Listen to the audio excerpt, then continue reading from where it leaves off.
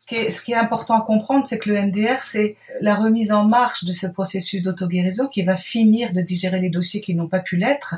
C'est un outil qui est très nouveau dans l'histoire de l'humanité et je pense qu'on n'a pas encore mesuré à quel point ça pouvait être transformateur, puisque depuis l'aube de l'humanité, nous faisons tous ce que nous pouvons avec nos émotions.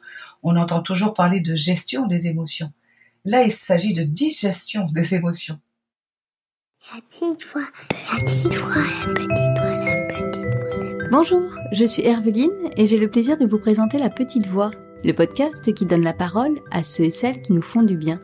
Ils sont psy, sophrologues, magnétiseurs ou autres et se consacrent à notre bien-être et à notre développement personnel. Que vous soyez sceptique ou convaincu, vous serez sûrement curieux de leurs histoires. Quel chemin ont-ils parcouru pour choisir ces métiers dédiés aux autres ? En quoi consiste leur pratique et que leur apporte-t-elle ? Voilà les questions que je vais leur poser lors de ces conversations intimes, sans blabla. Des conversations qui vont nous éclairer, nous inspirer. Si vous aimez ce podcast, parlez-en autour de vous et dites-le moi avec des étoiles sur iTunes. N'oubliez pas aussi de vous abonner pour ne rater aucun épisode. Alors, prêt à écouter La Petite Voix pour entendre la vôtre ? La Petite Voix, le podcast, c'est parti ! Est-ce que cela vous arrive parfois de repenser à un souvenir, heureux ou douloureux, fort en tout cas, et d'en ressentir toutes les émotions comme si vous reviviez la scène ? Parfois ça peut remonter à plusieurs années, mais le ressenti lui reste intact et c'est comme là, imprimé dans notre corps. Eh bien, comment faire justement quand cette sensation nous encombre, voire même elle nous empêche d'avancer ? Comment faire pour enfin digérer cette émotion et lui permettre de prendre sa juste place de souvenir, sans être aussi vivace ici et maintenant ? Eh bien, c'est tout ce que propose le MDR, cette approche thérapeutique relativement récente, dont Valérie Brie nous parle aujourd'hui dans La Petite Voix. Pour l'ancienne chanteuse lyrique, c'est simple, le MDR l'a sauvée et lui a permis de revenir à la vie après l'un des pires traumatismes que l'on puisse imaginer. Bienvenue dans un épisode puissant, touchant et plein d'espoir. Voilà une belle façon de commencer 2021 en force avec celle qui se présente comme une acharnée du bonheur. Avec Valérie, nous allons parler de passion pour la musique, d'un chemin d'acceptation, d'une initiation au chamanisme qui l'ouvre à la spiritualité, et de MDR, cette thérapie profondément transformatrice. Bonjour Valérie, bienvenue dans La Petite Voix. Bonjour Herveline, merci de m'y accueillir. Écoutez, je suis ravie parce que pour tout vous dire, ça fait un moment que je souhaitais parler de MDR dans La Petite Voix. C'est une approche dont j'ai pas mal entendu parler et qui me rendait curieuse. J'attendais juste de trouver la bonne personne et Valérie, vous êtes arrivée. Donc c'est parfait. On peut enfin faire cet entretien avec vous sur le MDR. Donc je suis ravie de vous recevoir. Donc Valérie, avant de commencer, est-ce que vous pouvez vous présenter en quelques mots, s'il vous plaît ? Alors, je m'appelle Valérie Brie, j'ai 54 ans et je vis à Bordeaux. Je suis une chanteuse lyrique reconvertie à la thérapie brève. Et mon outil de prédilection que j'affectionne et que je découvre avec toujours autant de bonheur chaque jour, c'est le MDR. Alors, moi, ce qui m'intéresse dans un premier temps, dans cet entretien avec La Petite Voix, Valérie, c'est de comprendre quel a été votre parcours, comment vous avez cheminé pour un jour rencontrer le MDR et devenir vous-même thérapeute. J'imagine que ce métier de thérapeute n'était pas votre premier choix quand vous avez terminé vos études. Ah non, pas du tout. Les études ont été chaotiques. Je voulais faire de la musique, moi. Et après mon bac, mon père m'a imposé un BTS de secrétariat de direction trilingue qui m'allait à peu près comme un tablier à une vache. Voilà, donc après ça, j'ai fait Sciences Po, qui m'allait encore moins bien. Et puis j'ai fini par trouver un travail de secrétariat à mi-temps et je me suis payé mes études de musique. Votre premier amour, justement, alors pardon, on va reprendre un petit peu étape par étape. Donc vous expliquez que vous, après votre bac, vous étiez porté comme ça vers la musique. Oui, j'ai passé mon bac en même temps que mon diplôme de fin d'études au Conservatoire de Poitiers. Et voilà, je voulais continuer et je voulais commencer le chant. Moi, il y a un truc qui m'interpelle quand vous évoquez vos études et vous nous annoncez comme ça, très simplement, qu'en fait, vous vous enchaînez avec Sciences Po. Mais alors, malgré tout, Sciences Po, c'est quand même pas n'importe quelles études. C'est assez exigeant. Donc, qu'est-ce qui fait que vous continuez par là? Je suis pas très débrouillarde. J'ai l'impression que trouver un travail comme ça toute seule pour me payer mes études de musique, ça me paraît une montagne. Je me dis, autant continuer dans la voie du BTS, faire quelque chose de plus qui m'amène plus loin. Et je pense à Sciences Po. Donc je passe le concours de Sciences Po, je rentre à Sciences Po Bordeaux. Et je termine pas l'année parce que je m'y ennuie profondément, parce qu'il faut lire Le Monde diplomatique tous les jours et ça c'est une torture pour la rêveuse que je suis. Et là, du coup, je trouve un travail à mi-temps, j'appelle mes parents et je leur explique que là, c'est terminé. Et alors, dans quel état d'esprit vous étiez quand vous avez pu enfin accéder à ces études de musique? C'était très chouette. Et à la fois c'était très frustrant puisque comme je travaillais de 14h à 18h tous les jours et je n'ai pas pu explorer ce potentiel autant que j'aurais voulu. Et je commence le chant lyrique à ce moment-là. Ah, bon, malgré tout, vous avez un peu persévéré dans cette voie-là, mais en même temps, en parallèle, avancé dans votre vie professionnelle. Oui, c'est-à-dire que je deviens enseignante en collège pour continuer à payer ses études. Après, la vie a fait que j'ai rencontré mon premier mari et il y a eu ce bébé et puis il y a eu beaucoup de soucis avec ce premier mari. Donc quand je me retrouve toute seule avec ce petit pitchoun de 9 mois, je décide de passer le concours de CPE puisque je voulais pas être prof de musique, je voulais être musicienne. Mais là, je vois que j'en fais un peu mon deuil en fait. Donc là, la voix de la raison fait que vous choisissez de faire ce concours pour devenir CPE.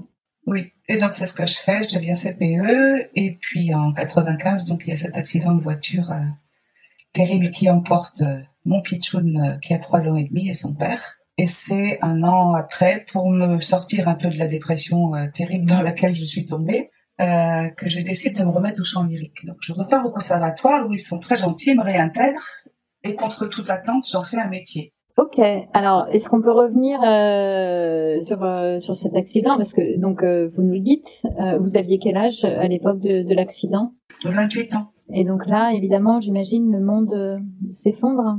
Alors le monde s'effondre et le monde s'ouvre en même temps. C'était, je pense, un accident très initiatique puisque moi j'étais d'une famille de parents athées, j'étais pas baptisée, ça mangeait plutôt du curry à tous les repas. Donc voilà, quand Benjamin disparaît, pour moi, eh bien, le cerveau est l'organe qui produit la conscience. Donc après la mort, il n'y a plus rien. Et puis là, je vais être bien secouée par l'univers et tout un monde invisible m'apparaît. Ah. Donc je reçois quantité de signes et quantité de choses. Déjà au moment de sa mort, je le sens partir. Hein, je ne suis pas avec eux, mais je suis prise d'un gros malaise. Je suis pliée en deux sur une terrasse de café avec un ami qui a failli appeler le SAMU. Et ça a duré 10 minutes, prise d'un malaise incompréhensible. Et puis après, on devait se rejoindre à la kermesse, en fait. Voilà. Et puis j'arrive à la kermesse et je ne vois pas arriver ni mon fils ni mon ex-mari. Je pleure sans savoir pourquoi. Et je rentre à la maison. Et puis, 1 heure après, les gendarmes débarquent pour m'annoncer la nouvelle. Voilà. Et donc, vous dites qu'à la suite de la perte de votre fils, ça vous ouvre les portes de l'invisible. Oui, c'est moi où je suis un peu prise dans la main des anges, on va dire. Enfin, en tout cas, il y a tout un domaine qui s'ouvre à moi qui était complètement inconnu, avec beaucoup de synchronicité, voilà, j'ai l'impression de découvrir tout un monde. Comme ça, je sais mentalement que mon fils est mort, mais je ne l'ai pas du tout encore réalisé. Donc pendant 6 mois, je suis un petit peu dans une espèce de grâce comme ça, où on me montre énormément de choses, où je capte énormément de messages, où je comprends énormément je lis beaucoup sur la vie après la mort, Kardec, enfin, je dévore un petit peu tout ce qui passe. Puis après, bon, au bout de 6 mois, brutalement, je retombe dans mes baskets d'humaine incarnée. Et là, je fais une dépression colossale, évidemment. Et donc là, vous êtes jeune en plus quand vous évoquez donc évidemment ce revers de bâton terrible. Vous avez vous avez à peine 30 ans et vous devez faire face à cette profonde dépression-là. Et puis il faut que voilà, vous êtes en train de vous reconstruire en fait. Cette dépression, elle a été très profonde. Et puis la perte d'un enfant est un changement d'identité profond. C'est vraiment quelque chose qui nous emmène très très loin dans la prise de conscience, dans ce qu'est la vie, dans l'acceptation. C'est un chemin qui est très exigeant et puis qui, je pense, n'est jamais fini. Oui, puis je suis en décalage avec tout le monde. C'est-à-dire ? Eh bien, je vis ça à un moment où tout le monde se met en couple et tout le monde fonde un foyer. Donc, ça devient très difficile pour moi de voir les enfants des autres. Ça devient très difficile pour les autres de me voir arriver avec mon sac à dos qui porte un enfant mort. Et ces 10 années de 30 à 40 où en général les gens sont en pleine floraison, en pleine construction, sont vraiment pour moi la traversée d'une eau très tempétueuse. Mais alors, quand même, parmi ce chaos intérieur qu'on imagine volontiers, vous continuez à travailler au conservatoire ? Oui, je deviens, contre toute attente, je deviens chanteuse lyrique. Donc, je commence par faire des remplacements, enfin des supplémentaires, on appelle ça des chœurs supplémentaires à l'Opéra de Bordeaux et à l'Opéra de Tours. Ouais. Je suis repérée par la directrice artistique de l'Opéra de Bordeaux qui m'engage comme soliste. Donc, je fais une tournée, on fait une création comme ça mondiale. Donc, je fais 11 scènes nationales comme ça sur 6 mois. Je perds autant de kilos que de mois que durant la tournée, tellement je suis morte de trac. Donc, à la suite de ce contrat, je décide, moi, de rentrer dans le cœur de l'Opéra de Bordeaux. Pour me poser et pour prendre une respiration, parce que j'ai l'impression de vivre à Beyrouth depuis quelques années. Je suis choriste titulaire. On est payé au mois. On fait toutes les productions qui sont à faire dans la saison. Nous sommes un groupe de 38 personnes et ça dure jusqu'en 2015. Donc, mais c'est un métier qui me fait énormément de bien les premières années. Puis c'est surtout en étant dans le cœur de l'Opéra de Bordeaux qu'une de mes collègues un jour me dit, tiens, j'ai lu ce bouquin, c'était Guérir de Savant Schreiber. Elle me dit, il parle là de choses qui pourraient t'intéresser. Donc je tombe sur l'explication de la découverte de cet outil magnifique qu'est le MDR et je me dis, mais c'est ça que je veux. Oui, c'est ce qu'il me faut pour me sortir de là. Et quand je dis le MDR m'a sauvé la vie, ce n'est pas un vain mot, hein. Oui, quand je commence cette thérapie, moi j'ai 37 ans, j'ai conscience de porter un fardeau qui est tellement pesant que j'ai l'impression d'être allée au bout de tout ce que la psychanalyse ou la thérapie blabla, comme je l'appelle, qui a ses vertus, elle a ses vertus, que je suis allée vraiment au bout de tout ça. Enfin voilà, je vois bien que je porte toute cette tristesse et toute cette lourdeur. Il est très difficile pour moi d'être dans la légèreté, dans l'insouciance, Voilà, du coup, je me dis, voilà, je ne vais pas porter ça toute ma vie. Il y a un jour où je vais en avoir assez et tirer ma révérence. Et c'est forcément pas une pensée réjouissante. Donc, c'est pour ça que quand je découvre le MDR dans le bouquin, je me dis, ah, mais oui, c'est ça qu'il me faut. C'est ça. Je fonce. Ok. Alors, pardon, juste pour qu'on se dise les choses clairement, ça veut dire que vous pensez à vous donner la mort à un moment? Oui, j'ai essayé 1 an après la mort de mon fils. Je me suis ratée, j'ai une amie qui est passée à temps. Et puis voilà, après je traîne ma misère, mais j'ai l'impression qu'effectivement, je vais peut-être pas avoir la force de la traîner toute ma vie, cette misère. Et j'ai l'impression que voilà, pour compenser le malheur de cette perte, il faut tellement de bonheur et que je n'ai tellement pas les outils pour aller vers le bonheur. Voilà, je sens bien que ce sont des freins émotionnels. C'est pour ça que le MDR me parle tellement. Quand je lis ce bouquin, je me dis, mais effectivement, c'est là. Donc je fonce chez un thérapeute qui fait de l'EMDR.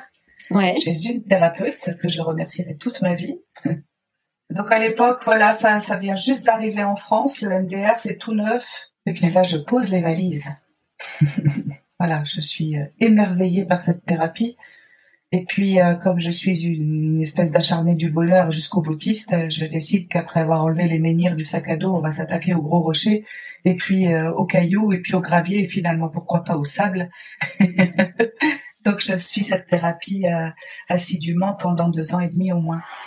Vous dites que vous sentiez, voilà, un peu malgré vous, portant tous ces malheurs et donc ayant une énergie qui dégageait ça. Et là, vous avez le sentiment qu'avec le MDR, vous faites le chemin inverse, que vous arrivez à vous débarrasser. Ah oui, ça change tout. Ça change tout et ça change les autres. C'est très drôle. Oui, et ça, c'est quelque chose que me rapportent mes patients tout le temps. Notamment les jeunes filles avec lesquelles je travaille sur des viols qu'elles ont subis, elles me rapportent toujours ça, c'est-à-dire qu'elles sont dans cette crainte du regard de l'aube dans la rue. Hein, et puis les hommes le sentant se permettent d'être triviaux avec elles et ça change une fois qu'on a travaillé sur toute cette peur, tout ce drame, tout ce traumatisme. Elles disent c'est incroyable, le regard des hommes n'est plus le même, ils sont respectueux, ils ne se permettent plus. Donc là, vous faites 2 ans et demi de thérapie qui vont vous, pardon, le mot est mal choisi, mais c'est celui qui me vient, vous restaurer en fait. C'est ça. À vous-même et auprès des autres. Oui, qui vont me permettre de tomber amoureuse d'un charmant jeune homme de 41 ans à l'époque. Génial. Voilà, et puis de pouvoir envisager de devenir maman de nouveau, ce qui était complètement exclu depuis la mort de mon fils. C'était jamais plus je ne prends le risque. Et là, tout d'un coup, c'est possible de reprendre ce risque. C'est incroyable. Et donc vous redevenez maman. Donc ça veut dire que là, vous avez réussi, je reprends votre expression, à sortir des flammes. Et maintenant, vous reprenez complètement pied. Vous retrouvez une vie normale entre guillemets et avec tout ce que ça a de positif du coup. Oui, pour quelque temps en tout cas. Parce que là, je suis de nouveau toute seule avec cet enfant de 12 ans. D'accord. Avec de très très bonnes relations avec son papa. Mais ok. On s'est séparés. Alice était assez jeune, elle avait 4 ans par là. Et donc, vous êtes toujours dans le cœur de l'Opéra de Bordeaux. Oui. Cette thérapie EMDR vous ouvre des voies incroyables. Mais alors, pour l'instant, la manière dont vous l'évoquez, c'est que vous trouvez ça absolument génial. Mais pour vous, en tant que patiente, vous n'évoquez pas encore le fait de passer de l'autre côté.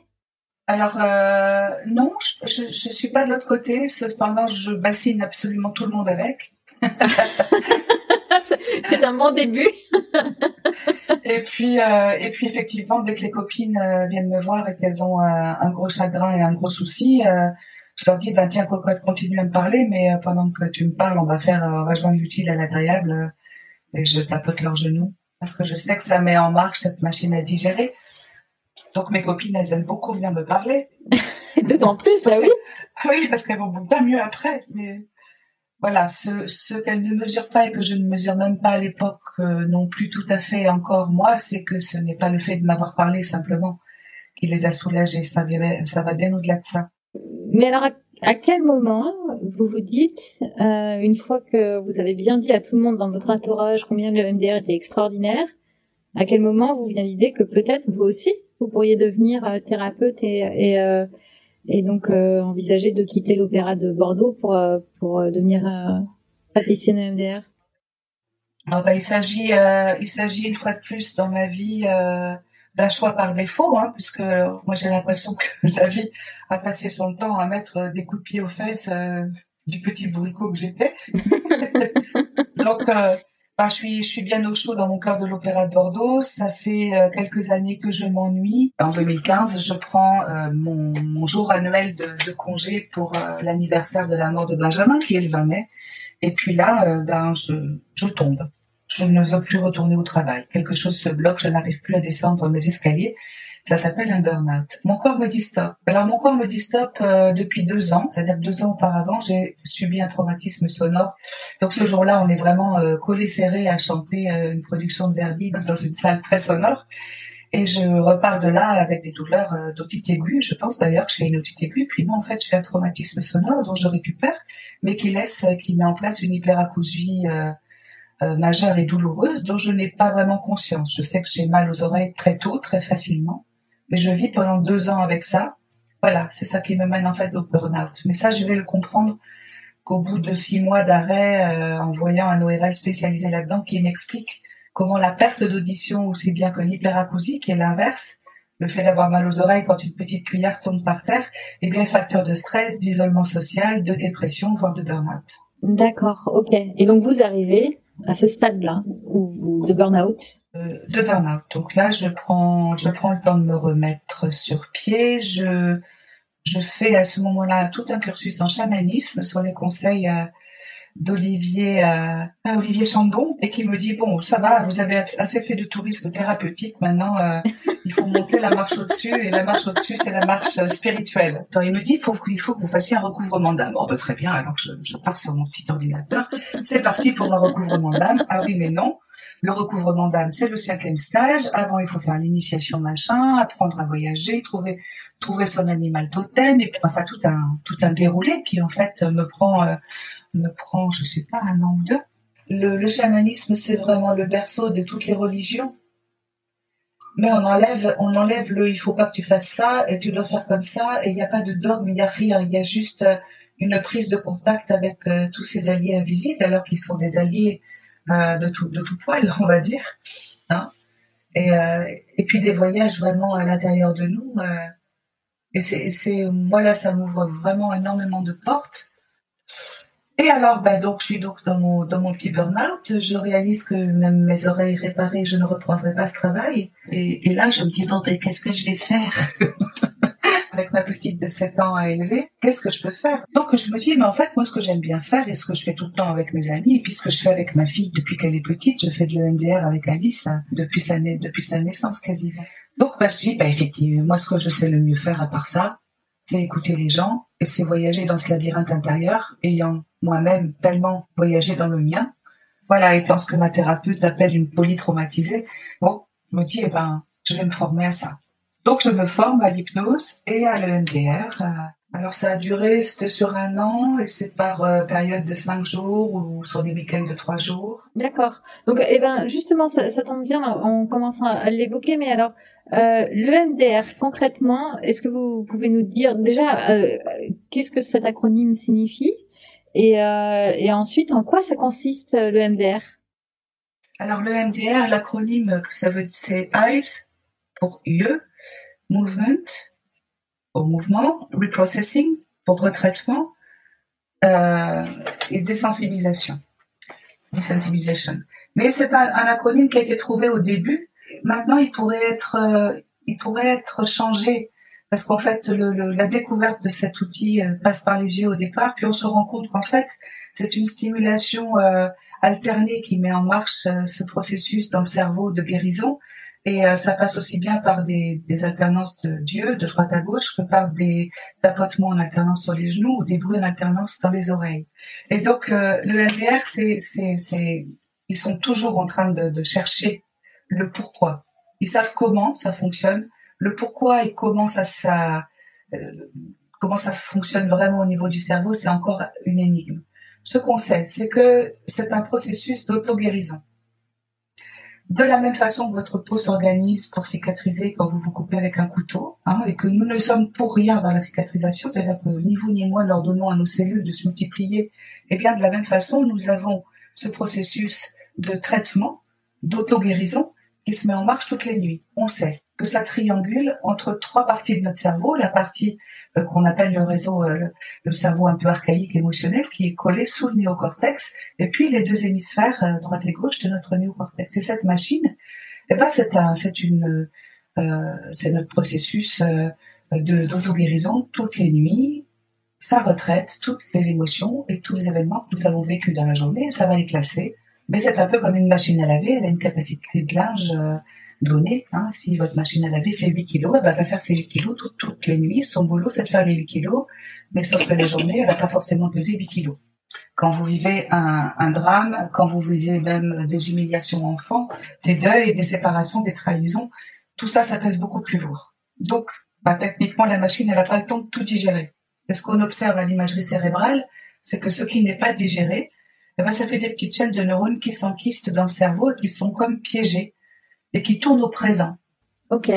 Quand je dis ça tourne au présent, ça veut dire que ce que j'ai vécu hier, quand j'y repense aujourd'hui, me procure encore une émotion inconfortable. Si je pense à grand-mère qui est morte il y a 20 ans, il y a deux solutions. Soit j'y pense avec un grand sourire, je suis ravie d'avoir connu cette femme et je n'évoque que les bons souvenirs et je suis dans un pur sourire heureux. Soit je suis dans ce sourire en même temps dans une nostalgie. La nostalgie, c'est une forme atténuée de la tristesse, c'est-à-dire elle me manque toujours. Ça veut dire que grand-mère, elle n'est pas digérée, elle n'est pas encore tout à fait assimilée et donc elle n'est pas encore tout à fait disponible à mon expérience de vie dans le sens d'une alliée. Et je vais éviter d'y penser puisque mon système n'est pas idiot. Il va pas spontanément me mettre au contact de choses qui sont souffrantes. Ce qui est important à comprendre, c'est que le MDR, c'est la remise en marche de ce processus d'auto-guérison qui va finir de digérer les dossiers qui n'ont pas pu l'être. C'est un outil qui est très nouveau dans l'histoire de l'humanité et je pense qu'on n'a pas encore mesuré à quel point ça pouvait être transformateur, puisque depuis l'aube de l'humanité, nous faisons tous ce que nous pouvons avec nos émotions. On entend toujours parler de gestion des émotions. Là, il s'agit de digestion des émotions. Est-ce que donc c'est pour cette raison que le MDR est particulièrement recommandé et connu pour ce qu'il permet de faire sur des personnes qui ont vécu un gros traumatisme? C'est ça, et c'est malheureusement un peu réducteur, parce que il n'y a pas de petit traumatisme. Il y a la façon dont vous avez vécu les choses, et parfois, moi j'ai une patiente, elle a une vie qui s'est trouvée complètement impactée par le fait qu'elle a été gardée par ses grands-parents jusqu'à l'âge de 3 ans. Elle n'a pas socialisé, elle a débarqué à l'école maternelle et elle a découvert les autres à ce moment-là. Et pour elle, ça a été le traumatisme. Et ça, elle a suivi toute sa vie. Quand elle arrive en consultation à 35 ans passés, c'est quelqu'un qui a du mal à sortir de chez elle, qui ne peut même pas aller boire un verre avec les collègues, qui est dans une peur permanente de l'autre. Donc, c'est pas la guerre du Vietnam, d'accord ? Mais ça la met en panne complètement. Et peut-être il serait plus juste de dire que c'est pas un outil qui se met au service du traumatisme, c'est un outil qui se met au service de l'émotion. C'est le système émotionnel qui me guide, avec ce soleil intérieur que nous avons tous dès la naissance, qui est un soleil de j'aime. La joie, elle est reliée au j'aime. Et l'enfant, il est motivé que par ça. Et l'humain n'est motivé que par ça. Et il n'y a que cette émotion qui est sympa. Les autres, elles sont utiles, mais elles sont pas très confortables. Les autres, c'est la peur, c'est la tristesse, c'est la culpabilité, c'est le dégoût, c'est le mépris, c'est la colère. Tout ça, c'est la honte. C'est pas agréable à ressentir. Bien sûr. Donc ça veut dire concrètement, si je reprends l'exemple de cette jeune femme que vous évoquiez tout à l'heure, comment vous allez travailler avec elle? Alors, le MDR, ce qui est intéressant avec cet outil et qui me passionne chaque jour davantage, c'est qu'on peut faire énormément de choses. Au départ, le MDR, on se dit qu'il faut prendre une cible, c'est-à-dire une scène dont on se souvient qui a été difficile. D'accord ? Mais il y a des gens qui viennent et qui vous disent « Mais moi, je me souviens de pratiquement rien de mon enfance. Et puis, franchement, j'ai eu une enfance normale, des parents OK, et je vois pas pourquoi je suis dans cet état aujourd'hui. » D'accord ? Ils en sont à un moment où ils ont pas forcément beaucoup travaillé sur eux, et puis ils sont pas conscients, hein, ils ont pas encore ce regard sur eux-mêmes. En revanche, ils arrivent avec un mal-être. Et ils arrivent avec un regard sur eux-mêmes. Et avec le MDR, ce qui est intéressant, c'est qu'on peut faire ce travail sur le double. Nous sommes tous doubles. Nous avons une partie en nous que nous validons, que nous reconnaissons. Hein, je suis bonne pour faire les crêpes. Je suis pas trop maladroite pour attraper un ballon. Et puis il y a une part de moi que j'aime pas. Une part de moi que j'aime pas. Alors je la traîne derrière moi comme un boulet. Hein, et puis je suis pas souvent bienveillante avec elle. Hein. Mais cette part-là, c'est souvent des parts plus jeunes que nous. Hein. C'est souvent, c'est notre part souffrante. C'est celle qui va pas bien à l'intérieur de nous. Oui. Et elle tire sur sa chaîne, elle est liée à nous. On est vraiment condamné à vivre avec elle comme quelqu'un avec qui on vivrait en prison à perpétuité et attaché par un lien. Donc quand on peut démarrer ce travail avec comment vous vous voyez, qu'est-ce que vous n'aimez pas en vous, qu'est-ce que vous vous reprochez, qu'est-ce que je ressens, je suis en colère, j'ai envie de la secouer. Ok, on va aller la secouer. On n'a pas le droit de la tuer, mais on va aller exprimer cette colère. On va aller exprimer ce mépris ou cette honte. On va se laisser traverser par cette émotion, et moi je mets la machine en marche qui digère ça. Le but étant d'arriver à ce que cette personne, quand elle a digéré toutes ces émotions inconfortables et négatives vis-à-vis d'elle-même, elle puisse être en bienveillance. Parce que ce cerveau émotionnel, il est merveilleux. Dès qu'on met cette machine en action, il vous envoie le dossier. pendant qu'il retraite l'information, il vous dit, tiens, ben, cocotte, puisque t'en parles, et pouf, là, spontanément, les gens vous disent, ah ben, il y a quelque chose qui me vient, là, tiens, je revois mon père, et pouf, on y est. On ne pensait pas avoir le souvenir, et en fait, en travaillant sur juste l'émotion, on la fait revivre et on ramène la scène à laquelle c'était lié. D'accord. Ça se fait tout seul. Et bien souvent, ça nous ramène pour nous tous à notre plancher affectif. Hein. Comment je me suis sentie dans ma famille, avec mes frères et sœurs, avec mes parents, ou à l'école. Enfin, en tout cas, voilà, mon vécu d'enfant, c'est là où il y a beaucoup de programmes qui se mettent en place, et ce sont ces programmes-là qui ne sont pas forcément écologiques. Si on prend l'exemple tout bête, par exemple, j'ai eu par exemple un jeune homme qui est venu me voir, 19 ans, et il me dit, moi, mon rêve, c'est de donner mon sang. Oh, d'accord. Il dit, mais je peux pas. Je tombe dans les pommes dès que je vois une aiguille. Depuis que je suis tout petit, je suis née comme ça. Tu vois, on n'arrive pas avec le gène, je n'aime pas les aiguilles, donc on va aller voir. Hein. Mais effectivement, c'était crise de panique, c'était terrible. Impossible de lui faire un vaccin, impossible de faire une prise de sang. Donc on travaille sur toute la panique.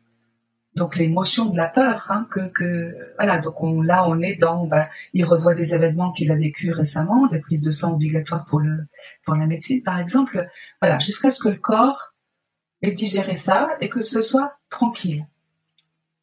Donc il a pu donner son sang. On a travaillé toute cette émotion, d'accord? Et puis quelques mois après, comme on continuait à travailler sur ces autres dossiers dans son grenier, hein, il vient et me dit, ah mais c'est drôle, il faut que je vous raconte, j'ai discuté avec ma mère de ma naissance, elle m'a dit un truc que je ne m'avais jamais dit en fait. J'ai eu un gros souci à la naissance, j'ai failli y passer, ma mère était très inquiète et moi, on m'a perforé de partout, quoi. Perfusion, etc., etc. Et je dis voilà, alors le programme qui se met en place, il se met toujours en place avec nos vécus.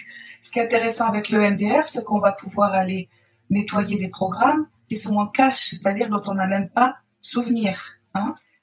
Donc c'est pas forcément des choses qui sont verrouillées parce qu'elles ont été douloureuses, c'est aussi parfois des choses qui sont verrouillées parce qu'on n'y a plus accès. Vous vous souvenez pas de quand vous avez 6 mois, moi non plus. Hein. Et alors concrètement, on l'a déjà évoqué plusieurs fois, mais enfin pour qu'on comprenne bien comment se déroule une séance. En fait, il y a évidemment la parole où la personne vient avec les émotions qui à ce moment-là sont trop lourdes et qui l'embarrassent. Et donc vous allez faire revivre soit l'émotion, soit la scène originelle qui a posé problème. Et vous allez tapoter. Alors vous évoquez les tapotements ou le mouvement des yeux. Comment ça se passe? Je fais beaucoup le tapotement. J'essaie toujours les deux. Je constate que le tapotement amène autant de résultats que les yeux, contrairement à ce que je peux lire ça et là, et permet surtout aux gens de rester bien connectés avec leur corps, puisque ce travail, il s'inscrit aussi beaucoup dans le corps. Oui.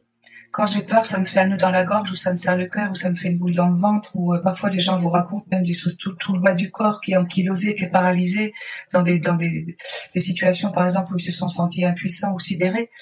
Le corps parle beaucoup et c'est vrai que d'avoir les yeux fermés et d'être à l'intérieur de soi nous permet de visualiser les images qui se présentent. Hein. On est un peu dans un cinéma intérieur, en train d'assister à ce que notre cerveau retraite. Et du coup, c'est toujours cette jauge, se mettre vraiment au service de l'intensité qu'on ressent, sans chercher à la faire disparaître. Au contraire, c'est même un peu maso, le MDR, on va appuyer dessus.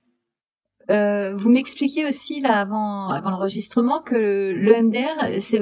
Alors, au-delà des séances qu'on peut faire en cabinet, par exemple, avec vous, c'est aussi un outil qu'on peut emmener avec soi à la maison et on peut EMDRiser, c'est très moche, oui. Comme ça, mais voilà. En tout cas, on peut le prendre pour un outil d'auto-guérison.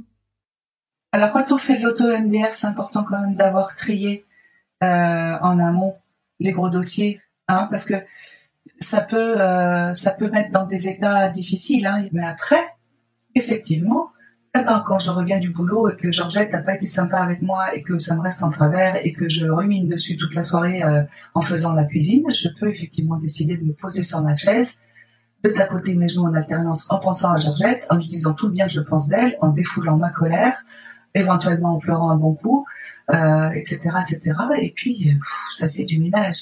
Je vais aider cette machine, en fait.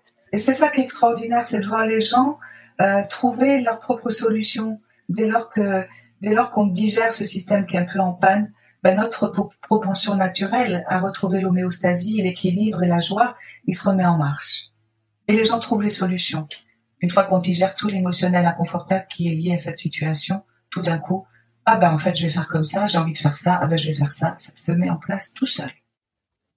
En fait, ce qui est très joli, et ça l'est d'autant plus parce que ça fait écho aussi à votre propre parcours, c'est que dans cette démarche-là de MDR, on a vraiment vocation à aller retrouver notre source, et c'est cette source que vous évoquiez tout à l'heure, une source de vie et de joie que, comme vous disiez, qu'ont les enfants, quoi. C'est vraiment très fort. Hein.